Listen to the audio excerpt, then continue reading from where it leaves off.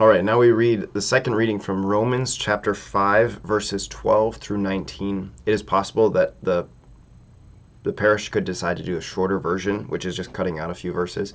But anyway, we'll do the whole version here.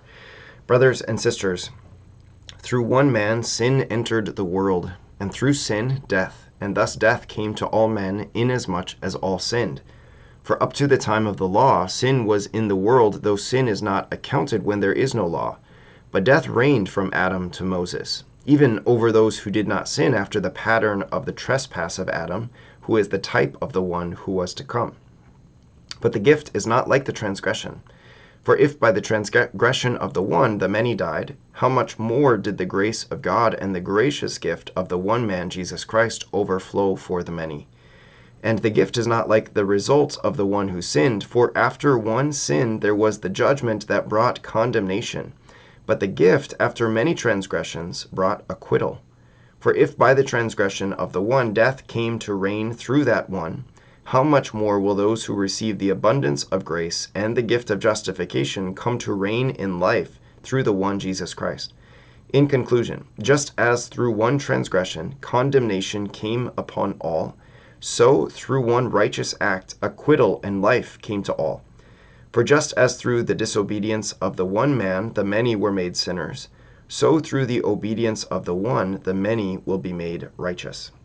Okay, so that second, the last two sentences I think are really helpful for understanding the reading. There's clearly like a lot here that is just even like the sentence structure is kind of difficult to navigate through. So anyways, let's talk about this.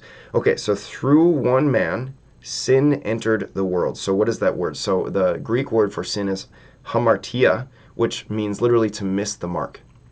So if I'm sinning against God, I'm missing the mark. I'm failing in my love for him.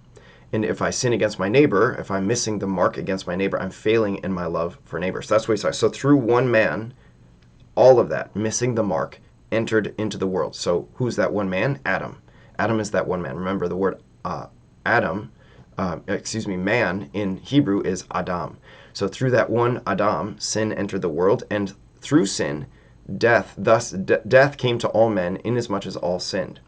Okay, so this is big. What exactly are we talking about here? So the way the church describes the fall or the state of original sin is that it is a state, and because of this first sin, as St. Paul says, sin entered the world. And death came to, and through sin, death, and death came to all men, inasmuch as all sinned.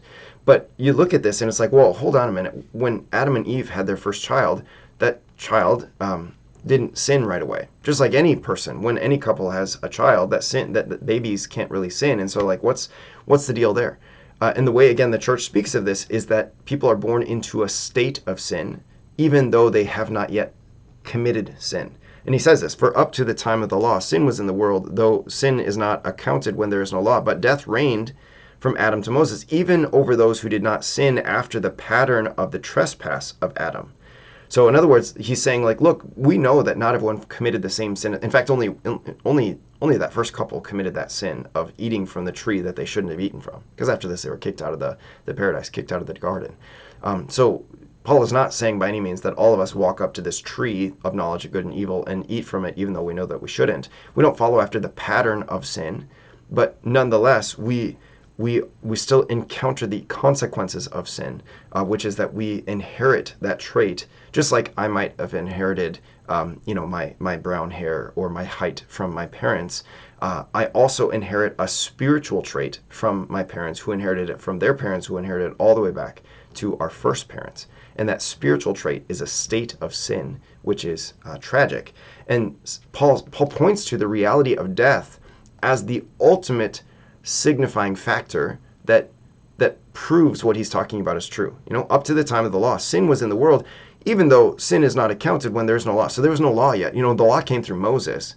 And so how can we say that sin is there? Well, we know this because death reigned from Adam to Moses. So the fact of death, because we know that when God speaks to the man in Genesis 2, when you eat from that tree, you will surely die. And so what happens? Well, they eat from the tree. They don't die immediately, but they do die eventually. The death that they do encounter immediately is a spiritual death. There's the death of their soul, which is the life principle of the human person, and that leads to the physical death of their bodies. And so the fact of their physical death that has taken place, as Paul is writing, for centuries, and that includes even up from the time of Adam to Moses, the fact of physical death, it points to this reality that must be true, which is that sin is in all of us. We are all infected by this state of sin. Even while maybe we don't all commit the same exact sins, and some of us maybe commit fewer sins than others, nonetheless, we are all born into this state of sin. And so anyway, so he says, even of those who did not sin after the pattern of the trespass of Adam, who is the type of the one who is to come. So typology in biblical terms and in other Christian terms, but typology is when you see something, for example, in the Old Testament, that points ahead to a reality in the New Testament. So something I forgot to mention, actually. When Jesus goes into the desert, just like Israel goes into the desert in the Exodus, well, what happens before the people of Israel go into the desert is they cross through water to get there. What happens to Jesus right before he's drawn into the desert? He's baptized in water.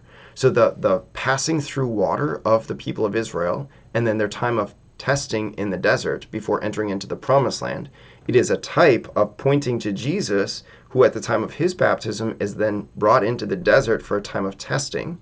And being victorious over that testing, as opposed to the failure of the people of Israel, he enters into the new and eternal promised land, which is the eternal kingdom of heaven. So that's like typology, where you see something in the Old Testament that points ahead to a deeper mystery or a connected mystery in the New Testament, specifically in the life of Jesus. But it could also be in the life of the church. So anyway, so that's the type. So the St. Paul is saying that Adam is a type of Christ. And then from there, he's going to go on and explain what exactly that looks like. So over the course of this next paragraph, he's talking about, okay, well, Adam commits a trespass. And that trespass brings death and condemnation into the world. And ultimately it comes by way of his disobedience. And through that disobedience, it makes many to be sinners. How do we contrast that with Jesus? Well, Jesus does not bring trespass, but instead he brings gift, which is what? The gift of his grace. And that gift does not bring death, but instead it brings life and acquittal. Through that gift, the many are acquitted. And how does it come into the world? By way of Jesus' obedience rather than his disobedience. And through that obedience, he makes the many to be righteous.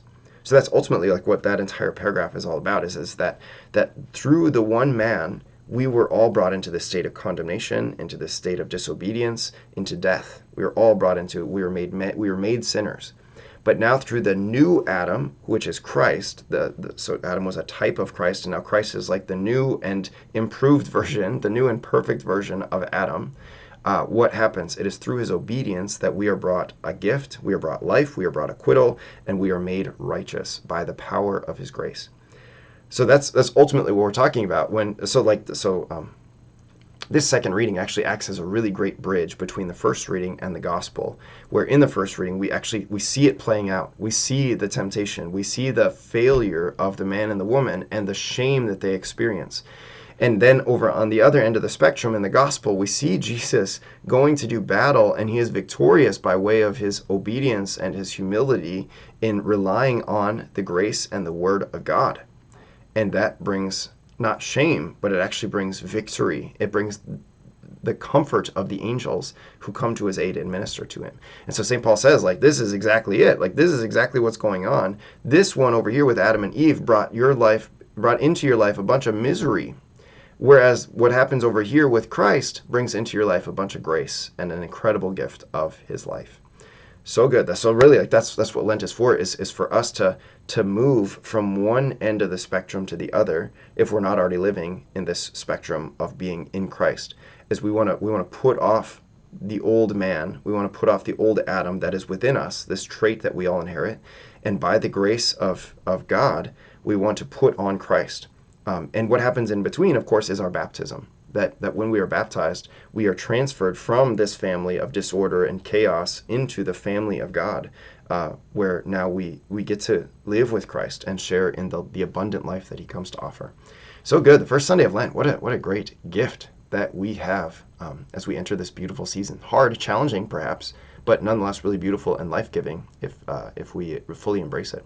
So good. So anyway, there we go, our Bible study for the week. I hope and pray that this was helpful for you, and I will look forward to seeing you next week. Peace.